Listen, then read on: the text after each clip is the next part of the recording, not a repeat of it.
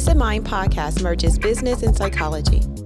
These topics are designed to inspire solutions for entrepreneurs to provide insights that improve their overall mental health and business Welcome success. to the Peace of Mind podcast. On today's episode, we are going to have so much fun with Miss Ayesha Bernardo. She is a bank vice president for one of the top financial institutions across America. She is a mom of a 4-year-old daughter, as well as a former business owner. And one of the things she is most proud of is she is a Howard alumni. Yes. And I have to give her a shout out because that's where our youngest son is studying. So he is in his 3rd year at Howard.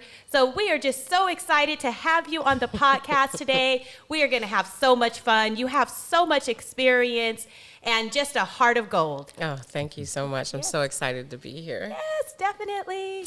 So it's really good to have you here today. I'm excited. So excited. I remember when we were talking the first time, our conversation took like 3-4 hours and it went like 20 minutes. It was crazy. I told you we were only going to be there for 45. Right? So sorry for the extra 2 hours. It's all good. It's all good. You know, that's one of the things that happens when you just connect on so many levels. Absolutely. And when you're passionate about the same things. It's so natural. Absolutely. And so I'm really glad to have you here. So just wanted to, considering the fact that you have control over so many resources and you have so much knowledge working with people with small to medium size and even large businesses, what kind of advice could you give that entrepreneur who's looking to start a business, who's looking to find and secure some different resources, how to go about that? Mm-hmm. So that's a great question. I think one of the main things that people normally do is they think about having a mentorship for the actual product, the actual service, the actual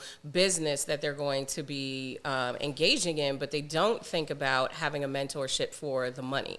And let's be real. And it doesn't matter how great you are or how great your product is. If you cannot cash flow, if you cannot sustain that business, nobody is going to know how great it is. So I would say make sure that you have a financial advisor, whether that be when you're first getting started, your local bank, whatever bank you choose, creating that personal relationship that's going to help your business to grow right from the beginning so that you can start saving if you have not already. I definitely recommend that you do save before you jump out and start a business, because there's so many incidentals. No matter how low you keep your overhead, there's things that are going to come up, and you don't want to start making decisions based off of the cash flow and what you need to do rather than what's going to be best for your business. So that's definitely going to be the part that you need to focus on.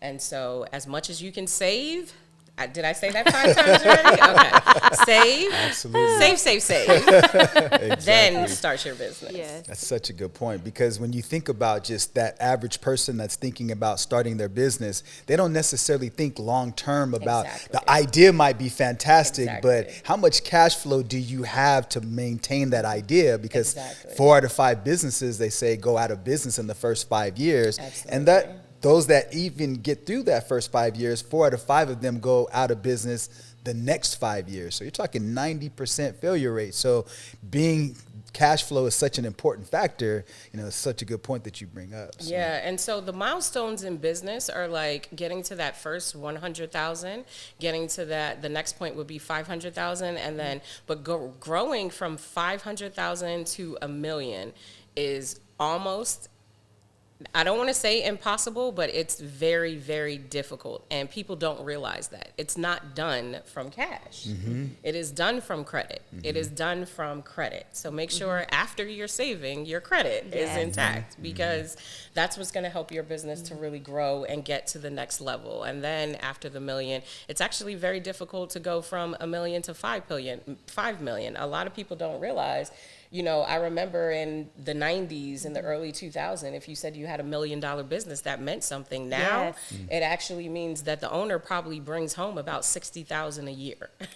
Right. You did nothing but buy yourself a job. Yeah. And I think that that's important for us to realize. So I'm glad that you gave us those markers of, moving first, thinking about savings, and then making sure that you're keeping your business credit good as well. And I know that when you first start out as an entrepreneur in the very beginning, we have a lot of people who are listeners who are new entrepreneurs, they're solopreneurs, maybe they're taking over a family business. But there are decisions that people have to make, and sometimes some of those decisions can be considered a setback, or sometimes they can be embarrassing, like having to move home with parents. Can you share with us just a little bit of information about how some of those decisions can be made without the embarrassing stigma associated with it? If your parents will let you live at home, live at home as long as possible, because the more that you focus on your business, have those funds to inject into your business as needed, that's going to be the biggest thing. When we talk about having a low overhead. So overhead primarily is rent, office space, Yes. utilities, telephones, computers, internet. As much of that as you can erase and just focus on the bare necessities, that's what's going to make all the difference for you. So if you're a person that has a very supportive family and you can live at home, do not look at that as a setback. You are blessed, because there's so many people that don't have that type of support system, and they would love to. If you're a person that doesn't have it, live in a studio, rent a room, live in a basement. As long as it's livable and you're safe, do it, because nobody has the heart that you have to be an entrepreneur. It is feast to famine in the beginning. So people find security in that check once a week, every other week. But guess what? That company can get rid of you at any time. It's really not a security, but people see it that way. So if you have the heart, the capability, the skill set, the creativity to be an entrepreneur, that's what you be proud of. That's what you live in. Yes. As far as what it looks like, where you live and that sort of thing, if anybody is judging you for living with your parents, then they probably have a job and they shouldn't be judging you. So, Yes, exactly. they can make different decisions because they've made different life choices. But your business is what you need to be focused on. And so when you can declutter your mind and not have to worry about how you're going to pay that rent, how you're going to get your next meal, you can focus more on your business and make better decisions. I love that. Declutter your mind. Declutter your mind. In terms of being able to, on the mental health side, Yes. be able to be there for your business and your clients and the people that you've decided to serve, and being able to be there fully present with them and making those decisions that actually, instead of being seen as a setback, it's actually a setup for success. It is a setup. And I think it's very important what you just said, serve. You're not only serving people, you have to serve yourself first. If you are not mentally, spiritually well, you can't teach anybody else to be that. You can't give anybody else what you're really supposed to bring forth unless you're there yourself. And the way that you do that is to declutter your mind and have as much off your plate that doesn't serve your business or serve your purpose. Right. Have that off as much as possible. Yes. And so those other things that I would say is have healthy vices. When you've had a really bad day or you've had an actual setback, you lost the client that you were really going over, your product was not received in the way that you thought it would be, investors didn't invest the amount that you thought they were going to invest. Go swimming, go for a run, go walking. You don't know how to do these things, teach yourself. You have to have that anxiety that builds up be able to come out in a creative way. I'm a writer, so I write. And you have to remember to do those things. Do them for yourself before you teach anybody else to do them, because you're of no service if you're not serving yourself first.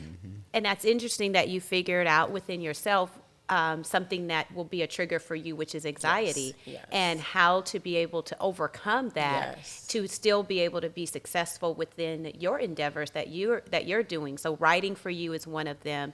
You mentioned exercise, which can also be able to ease anxiety and be able to put you in the right mindset to be able to serve, which is the key. So Yeah. I love that, but I'm really sticking with declutter your mind. I love that. Absolutely. That's so true. And I think about just what you talked about in terms of living at home, because so many times people are so preoccupied with looking good Yes. instead of being good and being Yes. well and being financially healthy. Yeah, so let's talk about that because that's very important. Like, not just living at home. For me, I'm in finance. It's very difficult to talk to people about a $300,000 deal, $1 million deal, and you pull up in a Camry. Everybody is looking at you like, well, if you could do it for me, why aren't you doing it for yourself? So the first Benz that I bought, for that purpose, to look the part for my clients so that they would, because a lot of people do put thought into what you're driving, how you look, how you're wearing in order to really take you seriously. The first Benz I bought, I paid $4,000 for And the it. Camrys are good cars Exactly. as well. So what I did was actually sell the Camry for $3,000, and then I put an extra $1,000 and got the Benz used. And the great thing about a Benz is people look at it, they have no idea what year it is. It's a Benz. They don't care, honestly.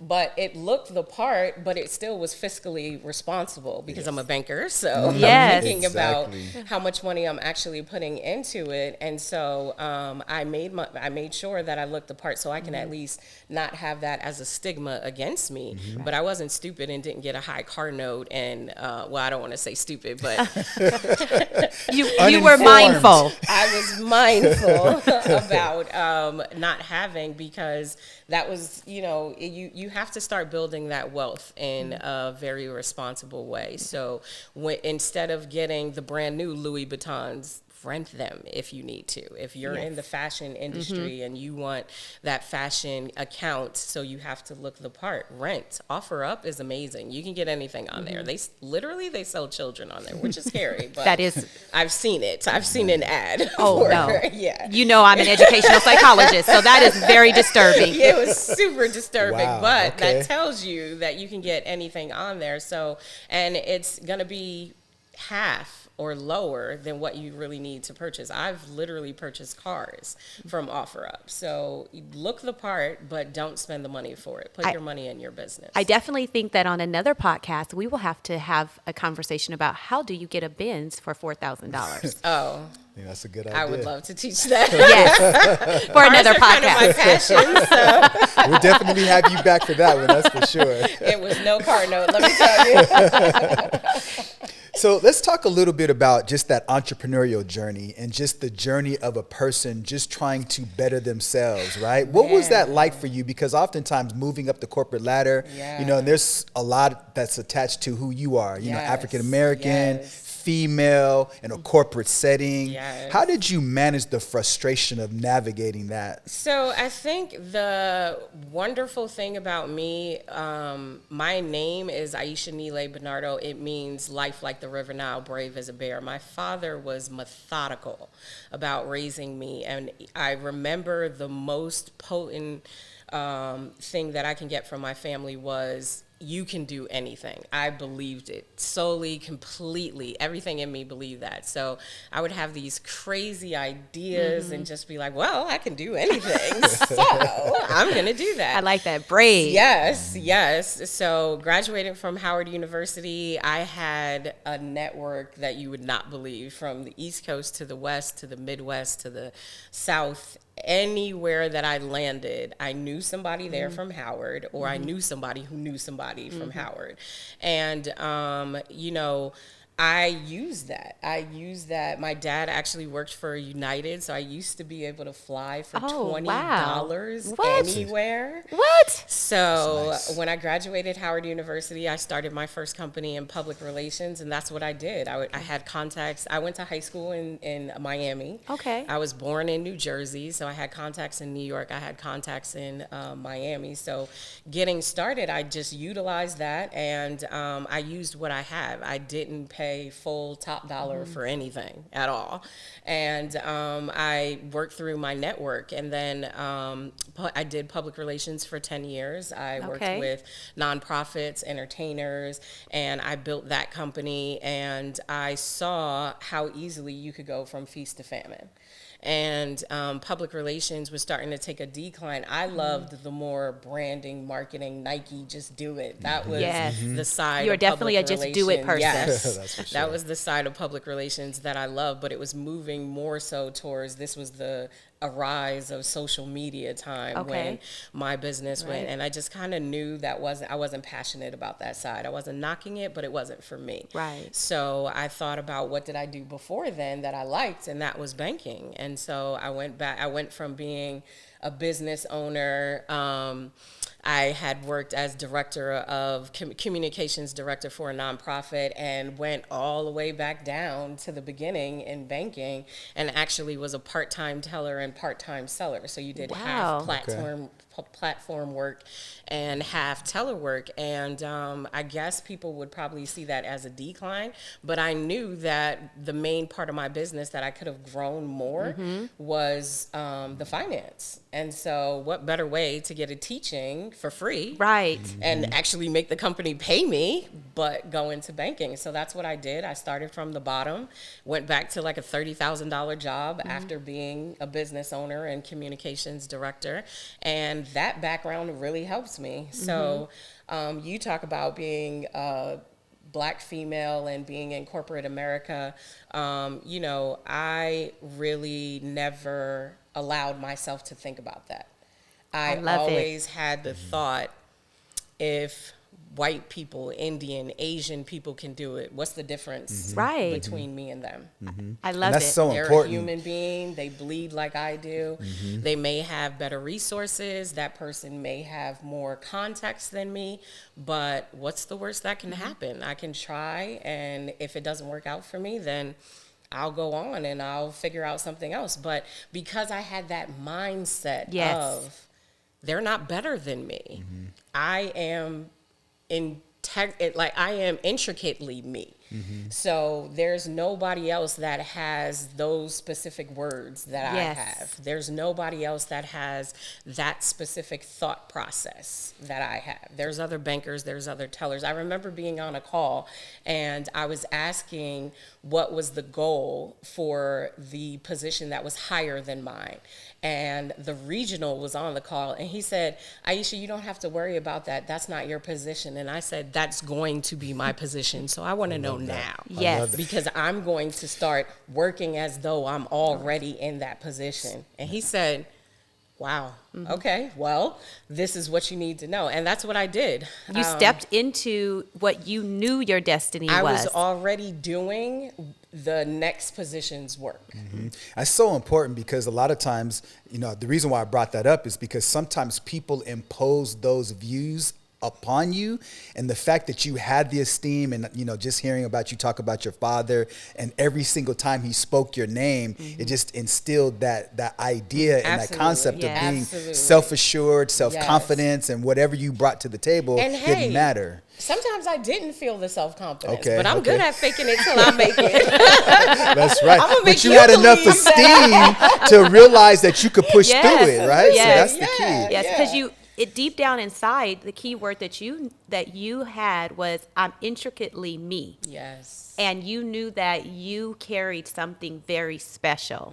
And like my husband was saying, it came from part of your childhood of that being, you know, put into you, and you were able to fulfill that because it was poured into you at such a young age. Yeah, and it was funny because when I actually went back into banking, the position that I'm in now, almost 9 years later, was the position that I was going for then. Oh, wow. What? And they were like, no, you're not ready for that. And I was like, I'm ready for anything. Tell me. Yes, I can conquer this. Yes, but actually they were right. I wasn't ready. But I got ready. And, you know, above and beyond anything, I'm spiritual. And I know that God is an order God. And so he's going to put things in order. He's going to put you in places that you need to be. He's going to let you to have the experiences that you need to have in order for you to be where you're going to be. You're going to make decisions today that are going to affect you 5 years from now, 10 years from now,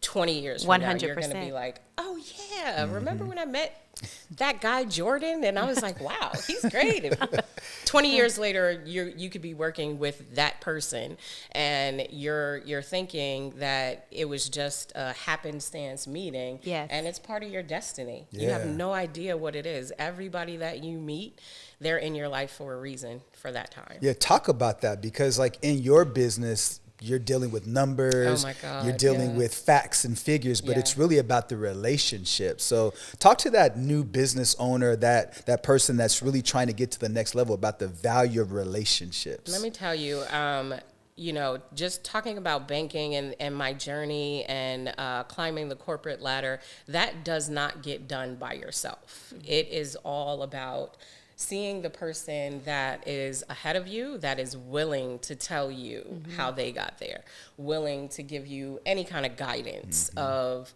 what you should be focusing on, how the words that you need to use, the way that you need to bring it across. That relationship is everything. And I think that if you're going to be an entrepreneur, you have to have a thick skin. You Yes. have to be able to allow somebody to say, you're great at this, you are horrible at that. And take it and receive Take it, Yes. receive it, Yes. and change it. Keyword Don't change. keep that information in just the back of your mind and do nothing with it. That person just blessed you Yes. immeasurably. They told you you need to tell you every single day how great you are. But when you have those truth tellers in your life that will say, yes, you are awesome, but you need to work on this right here. Yes. That's where you really need to grow and make those changes. But that all comes from relationships. The more that you and I get to know each other, work with each other, then I trust you more. I can allow you to pour into my life. You have that relationship with me. You want to pour into my life because Right. you want to see me succeed. And guess what? We're all in this together. From, anybody that you're working with, you think that this person may be just your assistant or this person may be just the janitor. Guess what? If that janitor doesn't clean up, then you're focused on that trash on the floor and That's not right. your creative space. 100%. Yes. Every little bit of it matters. And that janitor might have a cousin who's a CEO. Right. That janitor might have a cousin who is in New York doing fashion, whatever it is. You never know. Right. Don't discount anybody in your life. Yes. I love, so many words are coming out, so many themes. I'm the writer. The truth teller. I'm the banker, but by night I'm a writer. Yes, That's yes. good. And, like you said, you're a banker, so you deal a lot with numbers, but you are so much more than numbers. Yes. So really, that was such an amazing question, hon, Yeah. because I think that building relationships are so important. And Yes. we touched a little bit on this earlier about just you being a female and having a daughter. So you're a mom of a princess, soon to be queen. I'm such a mom. And so what advice would you give to other young women, to your younger self, Oh my God. to just help the women to be able to have that courageous spirit that you have, that bold spirit, but you still also have such a level of girliness and femininity to you? Thank you. I appreciate that. Two main things. Number one, that mind frame of you are uniquely you. No matter what you do, nobody does it the way you do it. Say it, feel it, whatever it is. And this really came to pass for me very recently. I just want to give an example of that. I had a client who needed $150,000 because they wanted to take their business to the next level, and they had an amazing opportunity, and they needed equipment in order to be able to Okay. do that. And they had great credit, but their taxes did not look great. And so certain banks are very conservative in their lending, and everybody on my credit team was like, this deal is never going to go through. This is never going to happen. And these are people that have been in the business. They underwrite. They've been there for 15, 20 years, longer than me. Everybody, it was like 10 people that we were looking this over, and they were all telling me this couldn't be done. And I was like, I don't care what they say. I'm going to figure this out. Yes. I want this company to move to the next level. I want to see them go and get this done. So I got them $35,000 from our financial institution when everybody told me it couldn't be done. And then I got them $90,000 from another financial institution. And that was specifically because it wasn't a conflict of interest because we wouldn't do it anyway. But I have contacts at other financial institutions because I'm going to do what's right for my client regardless. But I tell that story because nobody else would have thought of that but me. I liked the owner. I liked what they were doing. I felt a great rapport with them. And I could see it happening mentally that nobody else saw. So if I was not in that position, that would not have gotten done. Maybe it would have gotten done. I mean, I do believe in God, and I do believe He'll bring whatever needs to come to pass. But it might have taken them 2 years longer. They might have missed the opportunity. Who knows? But I said to myself, this can be done. This will be done. I don't care what anybody says. And then I said, I'm not hurting anybody by taking the chance. And that's what's uniquely you. You have to think about inflicting you into the situation because that's what you're there for. So that's the first thing I would say. So having a female at the table is important. That's what I heard you just say.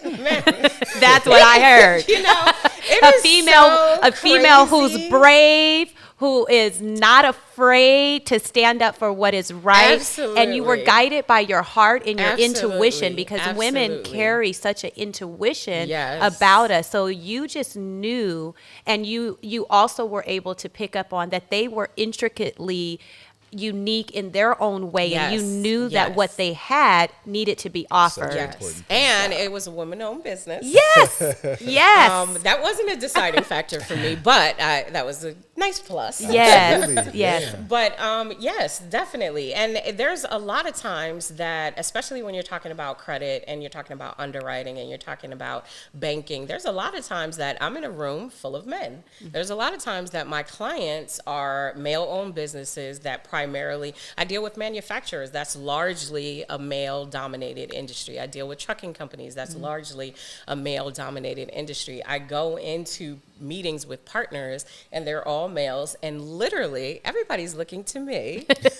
Everybody is saying, she's going to give us direction. Yes, I am. I'm going to direct my partners. I'm going to direct my clients. I'm going to bring everybody together, but I'm the heart of it. And that's what a female really brings. Your heart is invaluable. Don't ever let anybody tell you that you're too emotional, you're too invested, you're over the top. You're supposed to be. You are supposed to be. That's how we were uniquely made. The point of that is that's what the males can't bring to the table. Your heart. That is what you are supposed to do. Do it, and do it well. I love it. Thank you so much, Ayesha. This has been such a phenomenal time being with you. Your experiences in banking, your experiences as a business owner yourself, an experience as mom. We could have been here forever. I'm sitting here thinking about all the things I wanted to say. So we are definitely going to have you on another podcast because I want to know how to get that Benz for $4,000. Absolutely. So I'll tell you how to do it. Thank you so much. Thank you. So good to have you. Thank you for having me. Absolutely.